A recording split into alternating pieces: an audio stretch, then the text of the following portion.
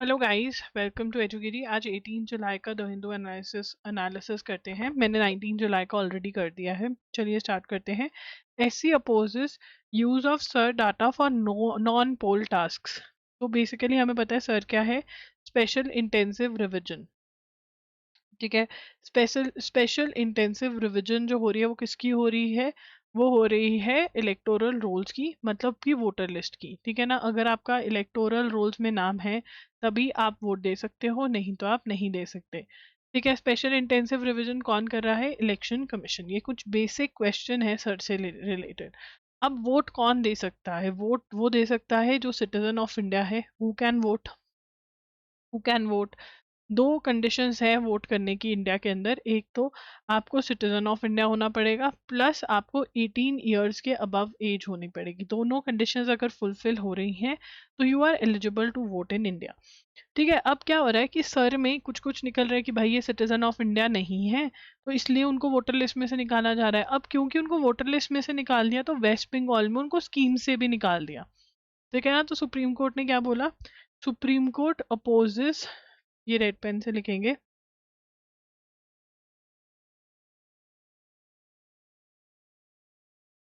Supreme Court opposes use of SIR data for non-poll tasks। ठीक है ना। वो कह रहे हैं कि जो SIR का डाटा है वो पोल के टास्क के लिए यूज करो और किसी चीज के लिए नहीं। West Bengal government using SIR data to delete names from scheme, जैसे कि food security, like food security, women welfare, women's welfare. ठीक है। Backward caste certifications. ठीक है ना। तो अब वो कह रहे हैं कि नहीं, आप नॉन पोल पर्पस के लिए आप इसको नहीं यूज कर सकते हो। ठीक है। और वो कह रहे हैं EC is not a constitutional authority regarding citizenship. ठीक है ना। इलेक्शन कमीशन अंटिल अनलेस, ठीक है ना सूर्यकांत। यहाँ पर ये भी नोट करेंगे, ये वाला point. EC is not a constitutional authority regarding Article 9, 10, 11 and 12। अब हमें क्या पता चलता है? ये सारे आर्टिकल्स जो हैं they are dealing with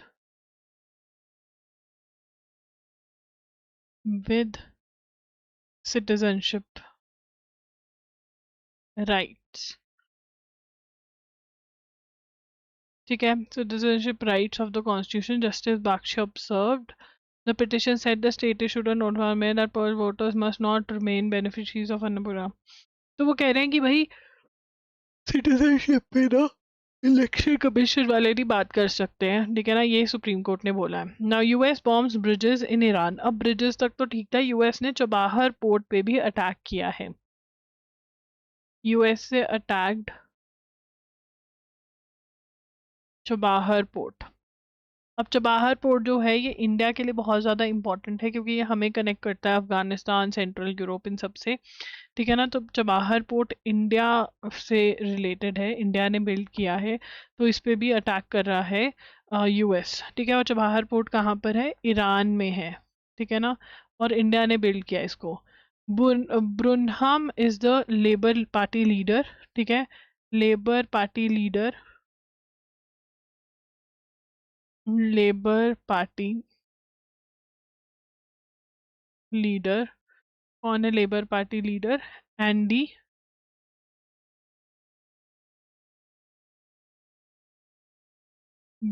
burn. ठीक है ना। देखो एंडी तो बहुत लोगों का नाम होता है। ठीक है ना। एंडी बर्न, बर्न है यहाँ पर, और हैम, बर्न हैम। ठीक है ना। और यही प्राइम मिनिस्टर ऑफ यूके भी बनेंगे। ये हमें पता चल गया। फर्स्ट हाइड्रोजन पावर ट्रेन हमने जींद और सोनीपत के बीच में चलाई है हरियाणा में। मोर्स वांगचुक का 20th डे ये भी हो गया है। SC to examine plea for recognition of intersex person as distinct class. अब देखो यार, यहाँ पर जो ट्रांसजेंडर है, ठीक है ना, जो ट्रांस कम्युनिटी है उसमें मेजरली दो टाइप के लोग हैं, ठीक है ना, जो हमें मोटा मोटा समझ में आता है। एक तो वो लोग जो बाय बर्थ ही इस क्लास में एडेड है, ठीक है ना, उनके जो प्राइवेट पार्ट्स हैं, ठीक है ना, उनके जो कंजेनिटल वेरिएशंस थी, सेक्सुअल करेक्टरिस्टिक्स थे, उस ना तो वो मेल में आते हैं और ना ही फीमेल में आते हैं, and this has happened by birth, ठीक है ना।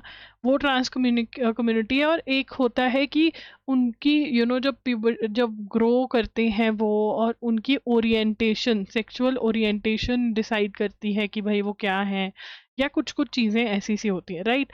अब वो कह रहे हैं कि जो बाय बर्थ ट्रांस कम्युनिटी का पार्ट है उनको आप डिस्टिंक्ट क्लास बनाओ। ये नोट नहीं करना, ये समझना है, ठीक है। क्यों? क्योंकि लॉ आया है जिसके अंदर ट्रांसजेंडर कम्युनिटी का, कि भाई मेडिकल होगा, ठीक है ना, ट्रांस लोगों का, और मेडिकल होके आपको ट्रांसजेंडर का सर्टिफिकेट दिया जाएगा।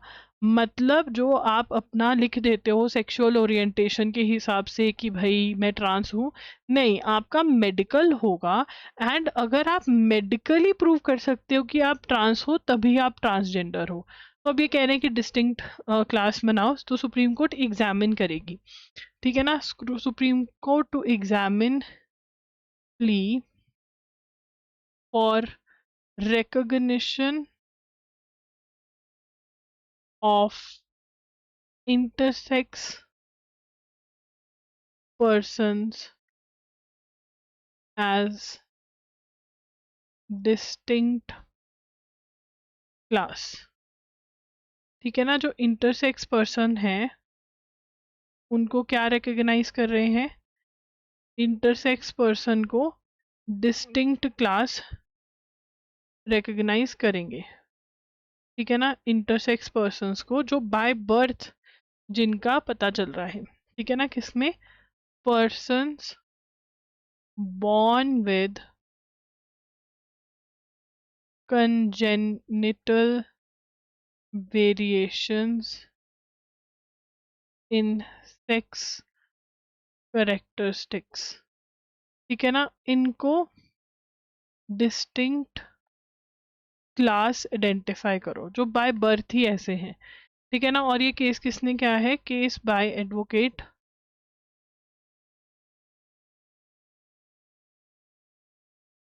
श्याम श्रविश रेन, ठीक है ना। तो ये अब करेंगे, जो भी डिसाइड होता है वो हमें पता चल जाएगा। फेज 2 ऑफ सेमीकंडक्टर अप्रूव हो चुका है, ठीक है ना। फेज 2 ऑफ सेमीकंडक्टर, इसके अंदर क्या क्या एम्स हैं ये हमें पता होना चाहिए। एम कर रहे हैं forward government goal to make India strategic, ये नोट करेंगे। To make goals to make India strategic destination for electronics value chain and to grow such capabilities at home in human capital intellectual property where select countries dominate different parts, तो ये note करेंगे, ठीक है। उसके बाद this industry may not become a massive employer. अब यहाँ पे ना ये कह रहे हैं कि जो सेमीकंडक्टर है, मतलब ये मैसिव एम्प्लॉयमेंट नहीं क्रिएट करेगी। सेमीकंडक्टर इंडस्ट्री क्या है? Won't create massive employment, won't create massive employment. But फिर हम सेमीकंडक्टर्स में क्यों इंडल्ज क्यों हो रहे हैं? मतलब why are we getting into semiconductor? We are getting into semiconductors because ये बहुत इम्पॉर्टेंट है कंट्री को आगे लेके जाने के लिए, हर चीज़ में यूज़ हो रहा है, ठीक है ना। तो इसलिए मतलब हमें ये चिप मेकिंग जो है, हमें कंट्री को आगे लेके जाने के लिए ये बहुत ज़्यादा इम्पॉर्टेंट है, इसीलिए हम, ठीक है ना, जियो पॉलिटिकली इसका बहुत ज़्यादा इम्पोर्टेंस है, तो इसका जियो पॉलिटिकल इम्पोर्टेंस है, ठीक है ना। तो इसीलिए ये बनाया जा रहा है, ओके। उसके बाद ये कह रहे हैं कि भाई डच जो है, ठीक है ना, वो डच जो हैं वो कॉम्प्लेक्स मशीन्स में बहुत आगे पहुंच चुके हैं, ठीक है ना। Extreme ultra violet lithography machines में ठीक है ना, बहुत आगे पहुंच चुके हैं। इंडिया को भी टाइम लगेगा, बट हाँ इंडिया लगेगा तो पहुंच जाएगा। ठीक है, अब बहुत ही इंपॉर्टेंट चीज हो रही है, the Lok Sabha speaker has announce that the report of the inquiry committee. अब ये बहुत ज्यादा इंपॉर्टेंट है और ये बहुत ज्यादा डिटेल नोट्स बनेंगे। तो ये जस्टिस यशवंत सिंह नहीं, यशवंत वर्मा से रिलेटेड है। तो जस्टिस यशवंत वर्मा, तो अगर हम इनकी, तो बेसिकली दिस गाय, इनके अगेंस्ट चार्जेस हैं that he has been involve in corruption, तो इसलिए इंक्वायरी वगैरह इनकी हुई। अब क्या हुआ है, लोकसभा स्पीकर जो है, Lok Sabha speaker has that that the report of inquiry has said that report of inquiry committee constituted under Judges Inquiry Act, Judges Inquiry Act 1968, ठीक है ना, to be tabled in parliament. जो जस्टिस यशवंत वर्मा के अगेंस्ट जो है, मतलब ये कौन से एक्ट के अंदर आई है ये रिपोर्ट, ये वाले एक्ट के अंदर, ठीक है ना। इंक्वायरी कमेटी की जो रिपोर्ट है अगेंस्ट जस्टिस यशवंत वर्मा, वो 20 जुलाई को रिपोर्ट होगी। The report was submitted on 18th difficult. अब क्या है, जस्टिस यशवंत वर्मा जो हैं वो ऑलरेडी रिजाइन कर गए हैं। सो मोस्टली क्या होता है, जब भी ऐसे जस्टिस रिजाइन कर जाते हैं तो ये जो रिपोर्ट है वो ये पब्लिश नहीं करते हैं। बट यू नो पहला ज़माना अलग था, लोग शांति से बैठ जाते थे, ठीक है, अब ज़माना वो नहीं है। तो अब जजेस इंक्वायरी एक्ट के अंदर, ठीक है ना, जो इंक्वायरी है वो पहुंच गई है लोकसभा स्पीकर के पास, वो टेबल करेंगे पार्लियामेंट में, ठीक है ना। द डिफिकल्टी स्टार्क, क्यों यहाँ से पढ़ रही हूँ मैं, द डिफिकल्टी स्टार्क वाई, क्योंकि justice Verma resign on April 9th, तो ये हम लिखेंगे जस्टिस वर्मा तो रिजाइन कर चुके हैं, Justice Verma resigned on 9th April, वो तो कब का रिजाइन कर चुका है, he is not justice any more, तो किसको रिमूव करेंगे, गिविंग अप ऑल हिज जो भी चीज़ें थी, ठीक है ना। बट उसने अपनी इनरोलमेंट रिवाइव कर ली है, मतलब बार काउंसिल में एज एन एडवोकेट प्रैक्टिस कर सकते हैं, ठीक है। तो he is no longer a जज, ठीक है। और कॉन्स्टिट्यूशन जो है, ठीक है ना, आर्टिकल 121 जो है, article 121 of Indian constitution forbids any, क्या करते, फॉरबिड का मतलब मना, forbids any discussion in parliament, discussion in parliament of the conduct of a Supreme Court or High Court judge in the discharge of his duties, ठीक है ना। except upon a motion of, except upon a motion for an address praying for his removal, ठीक है ना। तो मतलब article 121 जो है, ठीक है ना, जिसको याद करना बड़ा एग्जाम ईजी है, 1 के बाद 2 आता है, ठीक है, 1 के बाद 2 आता है, लिख लिया, 1 वापस लिखना है तो हो गया। 121 क्या कहता है कि पार्लियामेंट जो है can not discuss conduct of supreme court and high court जज, किसी और जज का कर सकता है, सुप्रीम कोर्ट और हाई कोर्ट जज का नहीं कर सकते जब वो ड्यूटीज डिस्चार्ज करें, एक्सेप्ट अगर मोशन फॉर रिमूवल आ चुका है तो ये डिस्कस करेंगे अब, ठीक है ना। बट अब removal he, the only power that parliament has is कि वो रिमूव कर सकते हैं और कुछ नहीं कर सकते, बट रिमूव तो वो हो चुका है, ठीक है ना। तो जजेस को सिर्फ रिमूव करा जा सकता है, बट वो ऑलरेडी रिमूव हो चुका है, तो क्या ये डिस्कशन होगी, क्योंकि इससे पहले जब ऐसा हुआ है, जब जज रिजाइन कर देता है तो ये डिस्कस ही नहीं करते हैं, ठीक है ना।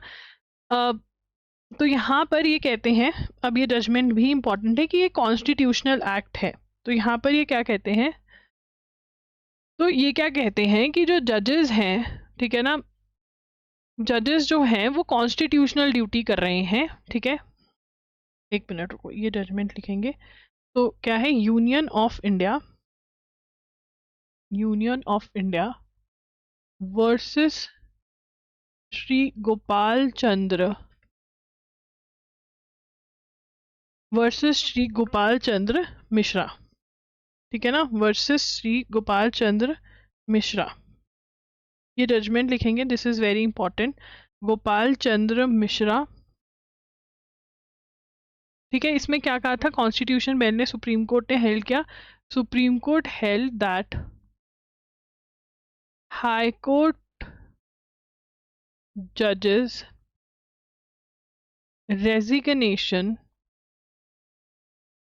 Under article 217 is a constitutional act. तो कॉन्स्टिट्यूशनल एक्ट है, तो no acceptance requires, no acceptance requires, no acceptance by president. तो वो करप्शन किया, ठीक है ना, और जब उसको लगा कि अब काम खराब हो रहा है वो रिजाइन करके चला गया, ठीक है ना। बाकी सारे इंडिया की सब कुछ कौन संभाल रहे हैं, बागडोर ये संभाल रहे हैं, कोई करप्शन करे, बट जब ये करप्शन करे तब कौन पूछेगा, who is going to ask, nobody is allowed to ask, no, you cannot do this, this is not allowed, they're saying this is not allowed, ठीक है। तो उसके अंदर link at the moment of his own choosing, a जज is not a government servant. अब ये क्या कह रहे हैं कि जज जो है वो गवर्नमेंट सर्वेंट नहीं है, whose designation lies on some desk awaiting orders, he is a constitutional functionary who holds office by the constitution and may relinquish it by constitution। तो फिर आप ओथ भी क्यों दिलाते हो, खुद ही बिठा दिया करो, ठीक है ना। मतलब ये थोड़े ना, ये वाली चीज़ें में अमेंडमेंट आनी चाहिए, एंड इसके अंदर हाई कोर्ट ही कर सकता है खुद अमेंडमेंट, ठीक है ना, क्योंकि पार्लियामेंट तो इसमें बोलती है तो ये नहीं बोलने देते, खुद ही करना चाहिए, बिकॉज इट्स हाई टाइम, ठीक है। जस्टिस पीडी दिनाकरन, तो अब पीडी दिनाकरन पे भी जब आ पड़ी थी तो उन्होंने भी रिजाइन कर दिया था, resigned in 2011 while impeachment proceedings were pending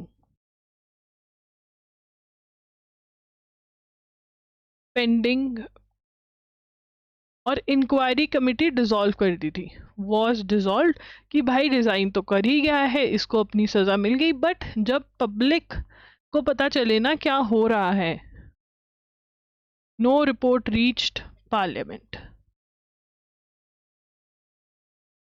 ठीक है। व्हेन जस्टिस सुमित्रा सेन, और फिर सुमित्रा सेन थे, जस्टिस सुमित्रा सेन, सुमित्रा सेन के स्पेलिंग सही लिखेंगे, Sumitra Sen resigned 2011 after Rajya Sabha had actually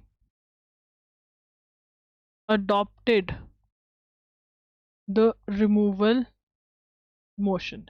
मतलब आज तक इंडिया में पार्लियामेंट कोई जज को इम्पीच नहीं कर पाई है, क्योंकि जैसे ही उनको लगता है कि पंगा पड़ गया वो रिजाइन कर देते हैं। तो ये क्या सही है, बट एटलीस्ट पब्लिक को पता तो होना चाहिए कि भाईजान ने किया क्या था, ठीक है ना। The Verma committee unusually continued work after his resignation, but Verma committee जो थी उन्होंने कॉन्टिन्यू रखा, अब वो सबमिट कर गए हैं, ठीक है। तो देखते हैं क्या होता है, ठीक है। तो ये बहुत ही इंपॉर्टेंट है, अगेन यहाँ से क्वेश्चन ज़रूर आएगा। उसके बाद अब यूके के साथ हमारा ट्रेड अग्रीमेंट हो गया है, ठीक है। 15 जुलाई से ये इफेक्टिव हो गया है, इफेक्टिव डेट जब इफेक्टिव हो गया है तो it is very very important. उसके बाद कॉम्प्रिहेंसिव ट्रेड अग्रीमेंट, ये हम नोट कर चुके हैं पहले भी। उसके बाद जी जिनपिंग इन न्यू इनिशिएटिव, ये बहुत इंपॉर्टेंट है, this is important.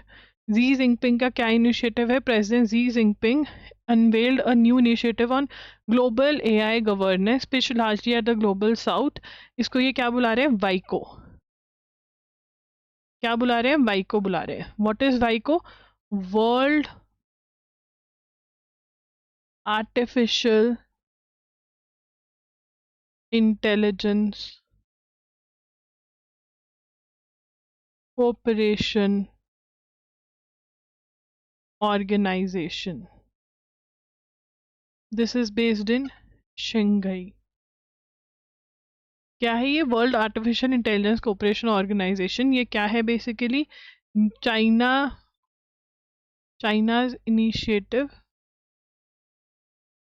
on global AI governance। और ये किसके लिए specifically? This is for global south, pitched largely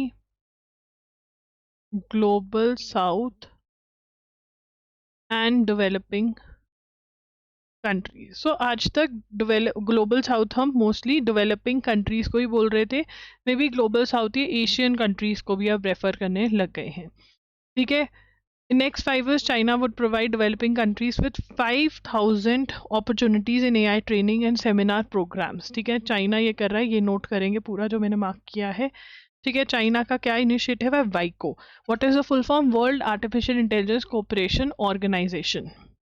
उसके बाद a day before the launch वाइको Chinese AI firm Moonshot shot announce its latest Kimi K3। ठीक है ना, चाइनीज ये लिखेंगे, Chinese AI firm Moonshot announced latest Kimi K3 model that surprised Western analysts with its capability। ठीक है, तो मतलब बहुत ही अच्छा है। तो यहाँ पे मूनशॉट क्या है? एआई कंपनी है, चाइनीज एआई कंपनी है। ठीक है ना, और इसका मॉडल जो है वो बहुत ही आंखें उठवा रहा है। ठीक है ना, यूएसए को भी टेंशन हो जाती है। विजिंगजम एयरपोर्ट नहीं, विजिंगजम जो पोर्ट है वो कौन चला रहे हैं? अदानी चला रहे हैं। ठीक है ना, ये हमें पता होना चाहिए। ठीक है, और इसके इंजम से एजिम ऑपरेशंस भी स्टार्ट हो जाएंगे अगस्त में। मतलब सारे टाइप के ऑपरेशन स्टार्ट हो जाएंगे, जो अभी हो रहे थे उससे ज़्यादा ऑपरेशन स्टार्ट हो जाएंगे। तो Vizhinjam port has served only as an international transshipment hub where motherships from abroad drop off containers and pick them. ठीक है, starting off the EXIM cargo भी यहाँ से स्टार्ट हो जाएगा। ठीक है ना, कौन चला रहा है इसको? अदानी चला रहे हैं इसको। ठीक है, उसके बाद animated film get SC nod for release after Yatra Yatra. तो जगन्नाथ महाप्रभु की जो जगन्नाथ यात्रा है उसके ऊपर एक मूवी वगैरह बनी है। ठीक है, animated film supreme court permitted exhibition of an animated film Mahaprabhu Jagannath। ठीक है, it was prohibited for not strictly adhering to Skanda Purana and Brahma Purana। ठीक है ना, फिक्शन मूवी है, एनिमेटेड फिक्शन मूवी है, अब इसको अलाउ कर रहे हैं यात्रा के बाद। ये किसने बनाई है? Eli Animations. Orissa high court ने लगाया था ban. Orissa high court ban on screening. ठीक है, government unveil schemes for settlement of provident fund cases. Provident fund cases के लिए EPFO लॉन्च्ड विश्वास 2026। ठीक है ना, विश्वास 2026 क्या है? EPFO क्या है? What is EPFO? EPFO stands for Employees Provident Fund Organization। ठीक है ना, ये क्या है? One time. विश्वास 2026 क्या है? ये है one time dispute resolution initiative, ठीक है ना। तो online digital and time bound process है, क्या है ये, digital and time bound process. उसके बाद US delivers another MH-60R Seahawk to Indian navy, ठीक है, ये नोट कर लो। टोटल कितने हैं, 21 हम रिसीव कर चुके हैं। डील कितने की थी, $946 मिलियन की, ये भी नोट कर लो। Government order strict scrutiny of digitise birth and death records, ठीक है। डिजिटाइजेशन किसने करी है, RGI ने, registrar general of India. Amid a search in demand for digitalise birth certificate is, ठीक है। अब कहीं कहीं पर ना एकदम से डिमांड बढ़ गई है, तो ये नकली तो नहीं बनवा रहे हैं। और जो चिल्ड्रन हुआ बॉर्न ऑन और आफ्टर 1 अक्टूबर, उनको एक ही सर्टिफिकेट मिलेगा, डिजिटाइज सर्टिफिकेट, ठीक है ना। वही उनका डॉक्यूमेंट होगा जिसपे स्कूल एडमिशन और सब कुछ होगा। Panel defers adoption of report on bill for removal of prime minister CMs। तो अब यार बिल आया हुआ है एक, ठीक है ना। ये बिल क्या कहता है, ये बिल बात करता है कि भाई 113th कॉन्स्टिट्यूशनल अमेंडमेंट बिल है। 113th अमेंडमेंट पूरे लिख लेते हैं, द कॉन्स्टिट्यूशन 130th 13 नहीं है, 30th है, मेरी गलती। 30th अमेंडमेंट में भी 113 कैसे होगा, बिल 113th, ठीक है ना। अब इस बिल में क्या कह रहे हैं कि भाई अगर CM या PM जो है देश का, ठीक है, अगर वो क्या सीक्स द ऑटोमेटिक, ये बिल क्या कह रहा है, seeks automatic removal of PM और CM 30 डेज की अगर जुडिशियल कस्टडी हो जाती है, ठीक है, in order to address what the government describes as a vacuum cases where public functionaries continue office, ठीक है ना। तो इसका ये कह रहे हैं, ठीक है ना। तो अब इसके ऊपर मतलब इन्होंने रिपोर्ट वगैरह करी थी इस सेशन में, जो सेशन हो रहा है अभी चल रहा है पार्लियामेंट का, उसके अंदर लेकर आना था बट नहीं लेकर आए। India rejects farmer Japan ministers remark on bullet train project delay. तो अब बुलेट ट्रेन जो है इंडिया का, Japan will provide it's next generation E10 series Shinkansen trains. तो यहाँ से ही नोट करेंगे इसको, जापान जो है E10 सीरीज प्रोवाइड करेगा। I10 गाड़ी आती है, I10 की जगह E10, ठीक है ना। सीरीज प्रोवाइड करेगा इंडिया को for Mumbai Ahmedabad high speed rail. ये पहली बुलेट ट्रेन इंडिया की इसी रूट पे चल रही है, ठीक है। तो ये नोट करेंगे, ओके, इतना नोट करेंगे। उसके बाद हाई स्पीड ट्रेन में जो जापान है वो बहुत कंट्रीब्यूट कर रहा है पैसे के टर्म में, और सब जापानीज मिनिस्टर जो हैं उन्होंने बोला कि ये प्रोजेक्ट जो है वो डिले इसलिए हो रहा है क्योंकि इंडिया जो है वो टाइमलाइंस फॉलो नहीं कर रहा है। इंडिया ने बोला ऐसा कुछ नहीं है, बट हाँ ये हो सकता है। Japan has been playing a key role in the to implement the mega project, financing, sharing technology, expertise, ठीक है ना। अभी जो ट्रेन इसके ऊपर चलने वाली है वो कौन सी है, ये हम खुद बना रहे हैं। The train is currently being developed, ठीक है, Indian high speed train, Indian Highway, which is slated to run at an operational speed of 280 km. The train is developed indigenously by BEML Limited and the Integral Coach Factory. तो अभी हम खुद से भी बना रहे हैं, ठीक है ना। और हमने जो सिग्नल्स लगाने की has awarded a tender to German multi Siemens for installation of signals. अब ये भी है कि इन्होंने मतलब इनको सिग्नल्स लगाने का दे दिया, मे भी जापान को ये बुरा लगा हो। Harjeet Singh Grewal appointed chief of minorities commission, ये नोट करेंगे। Is the second Sikh leader to lead the body, ये भी नोट करेंगे, दिस इज इम्पॉर्टेंट, ठीक है। और इसी के साथ हमारे 18 जुलाई भी हो गया है, ठीक है। एंड मैंने जैसे बोला था 12 जुलाई तक ख़त्म हो जाएगा, 18 जुलाई हमने कर लिया है, 19 जुलाई भी कर लिया है, तो हमारा 13 to 17 के बीच का बैकलॉग है, बट साथ ही में 20 जुलाई भी करना है, ठीक है ना। चलिए, thank you for watching, all the very best for your exam. कोई भी डाउट है कमेंट सेक्शन में ज़रूर पूछना, एंड डू फॉलो एजुगिरी, एंड एजुगिरी का जो ग्रुप बनाया है वो ज़रूर फॉलो करना व्हाट्सएप के ऊपर, ठीक है। वहाँ पर आपको सारी डिटेल्स मिलती रहेंगी, एंड मैं Q&A भी स्पेशल एजुगिरी का कर दूंगी जिसमें आप अपने करंट अफेयर्स के डाउट्स पूछ सकते हो।